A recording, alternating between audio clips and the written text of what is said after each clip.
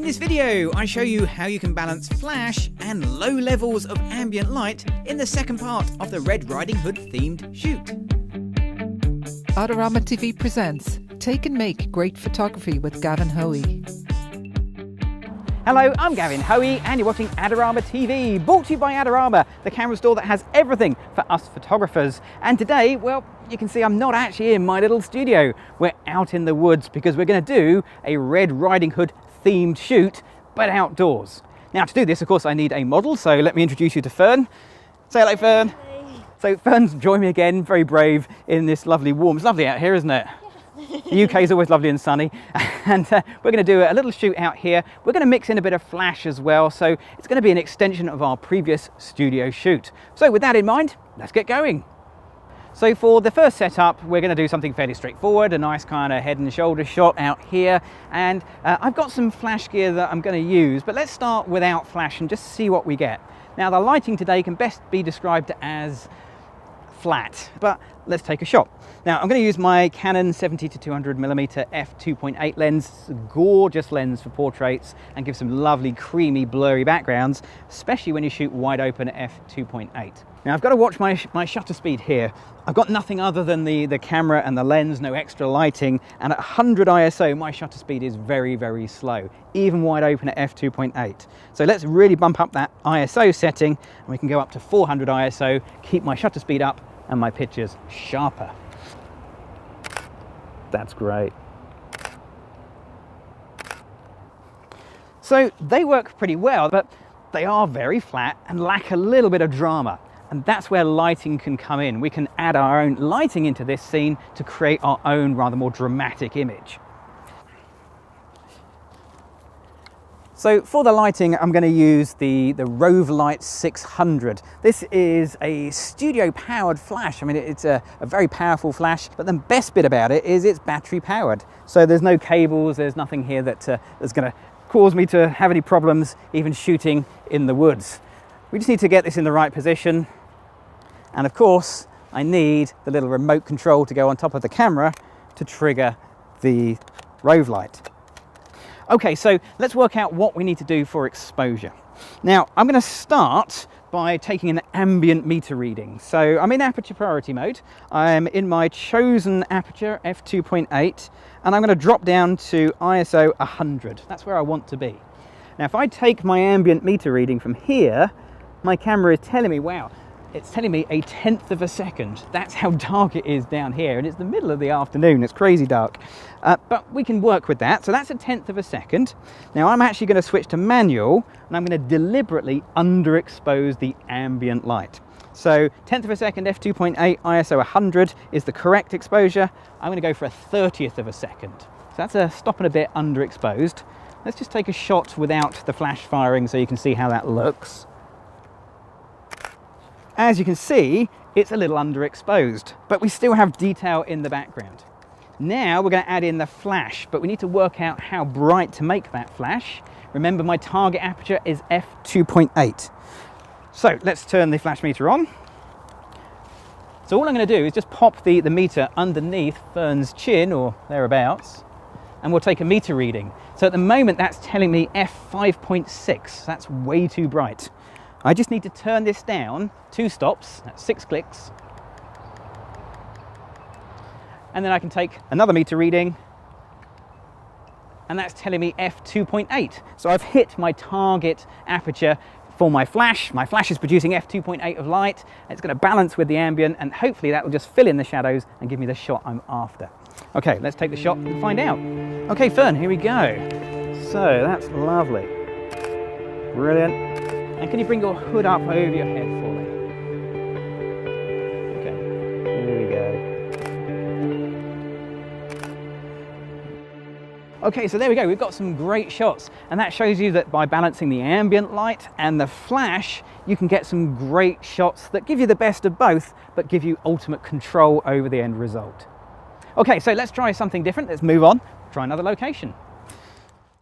So we've moved to another location. We've got very different lighting here than inside of the woods, and I'm going to do a very slightly different way of working because the lighting here is bright enough that I might find that my shutter speed goes to my maximum sync speed of this camera, which is 1/200th of a second. So I'm going to jump into TV or shutter priority mode here on my Canon.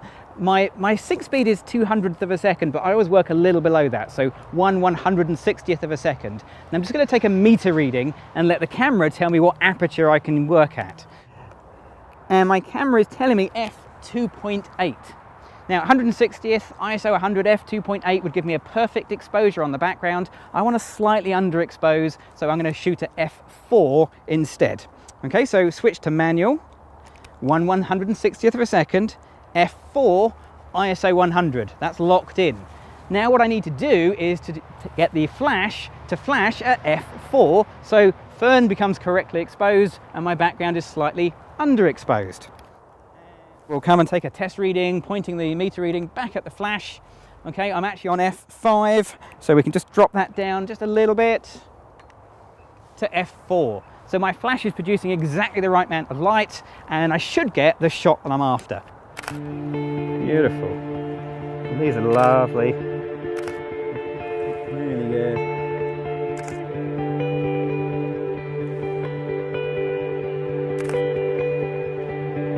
Yeah, these are fantastic shots. They really are.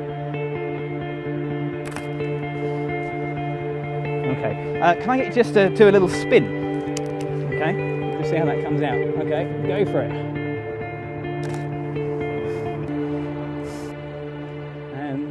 There you go. So we've moved around and we're going to do a different shot. Now we're going to do a wide shot. So I've switched out to my 24 to 105mm lens and I've changed the position of the light. We've now got it going much higher in the air to give a very different lighting look. I need to take an ambient meter reading first of all. So I'm going to go for the wide angle end of my lens to try and get a nice ambient feeling, and I'm going to choose, well, we might have to go up a bit on the ISO. Let's have a little go here. ISO 100 at the moment, f4, and that gives me an ambient reading. It's still about 1/10 of a second, so it's not as bad as it looks. So 1/10 of a second is my ambient. I'm going to switch to manual, and if I had 1/10 of a second at f4, well, that would be correctly exposed, and all of this would be correctly and nice and bright. But to make it a little bit more nighttime-y, I'm going to go from 1/10 of a second to 1/20th of a second, that's one stop, 1/20th of a second to 1/40th of a second, that's two stops, and from 1/40th, well, we're going to go to 1/60th, so that's 2.5 stops underexposed ambient light. So my target aperture is f4. Let's pop the little trigger back on. We need to make sure the flash produces f4 light that hits fern. So let's just get the flash meter and we'll take a meter reading. Here we go. So pop it underneath the chin and it's currently telling me f5.6, so that's a stop of light too much. We can just drop this down one stop, take a meter reading, and I'm getting f4. And in theory, all I have to do is press the button. That's the easy bit. Okay, let's take some shots and find out. Are you ready? Beautiful. That's really good. I'm just going to think about the background when I'm taking these shots. Just try and get a nice shot, a nice background. Really good. So there you go. By combining the ambient light, the flash, changing your lens and changing your position, you can create a whole raft of different pictures. Now all I need to do is to get my favorite picture into Photoshop and do a little bit of processing, and we're going to do that right now. Don't forget to check out Adorama's latest contest and your chance to win amazing prizes. It's great to be back in the warm. It was freezing out there, and everybody who worked on that shoot did a brilliant job to disguise that fact. One thing I can't disguise, however, is the lighting on the shots, and I worked hard to try and get the lighting how I wanted it. Nonetheless, there's always a little bit of room for improvement inside of Photoshop, so let's see what we can do. So this is the shot from the very last setup we did, and although it's fine, I've got the exposure the way I want it, I'd like just a little bit more light round by Fern's feet. Now to do it, I'm going to use one of the features here inside of Camera Raw. It's called the radial filter. Now with the radial filter I can apply all sorts of things. Let's just change the exposure for now. And I'm going to add 1.5 stops of exposure. I just drag out a little circle like so. Now I can move that around and I can pop it anywhere I want. It's worth noting that I've got my circle set so it's on the inside setting, otherwise it would have the opposite effect. I reckon we can go a little bit brighter than that, maybe up to about 2 stops. If I go too bright it starts to affect Fern's dress and we lose detail there, so I might need to balance up the exposure and the highlights just to bring some of that back as well. Okay, I'm happy with that. Let's click the OK button. Now that gives me that little splash of light round by her feet. If I had a second light, I might have been able to add that in a lot easier in camera. But one thing that would have been very hard to add would be some rays of light, because I want to show that the light's coming in from the side, and if we'd had a smoke machine, we might have been able to do that. We didn't, so we couldn't. So I'm going to do it in Photoshop. Now to do it, first of all, I'm going to make a brand new empty layer. So let's go up to Layer, New, and Layer. Now my rays of light are going to be a paintbrush, and the brush I'm going to use I'm actually needing to download first of all, and fortunately I know exactly where it is because it's on my website. So it's a free paintbrush. If you go to my website gavtrain.com, search for ray of light brushes, you can download them for free, and then all you need to do is go back to Photoshop, unzip the paintbrushes, so here they are unzipped, and I'll install them into Photoshop by dragging them and dropping them not on the picture but on the bar along the top where I've got all of the titles there. Now that's installed the paintbrushes, so all I have to do now is go and choose one. Let's go find a brush from here and we'll go down to the bottom and you'll find they're hidden away here. Here we go. I'll just extend that down. I'm going to go with this one right there. So with one click of the brush in the middle of the frame, it adds in a ray of light, but of course I don't really want it there. I need to move it around slightly. And this is why we've put it on its own separate layer, because now I can go to Edit, Free Transform, spin this around and reposition it and resize it and reshape it exactly how I want it, like that. And not only that, but I can also go to the opacity for that layer and change it from 100%, and we'll just bring it down to around about 20-ish. Thereabouts 25, there we go, close enough, that'll do for me. And that just adds a hint of rays of light coming in without overpowering the whole scene. And there you go, that's my final picture completed. Now if you've enjoyed this video and you want to see more videos from myself and the other amazing presenters here on AdoramaTV, you know what you've got to do. You've got to click on it's this side, the subscribe button right there. I'm Gavin Hoey, thanks for watching.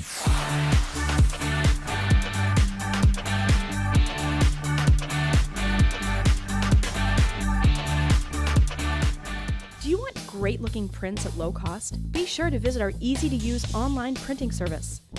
Adorama Pix has professionals who treat your images with the utmost care that you can count on. For a quick turnaround on photos, cards, or albums, use AdoramaPix.com.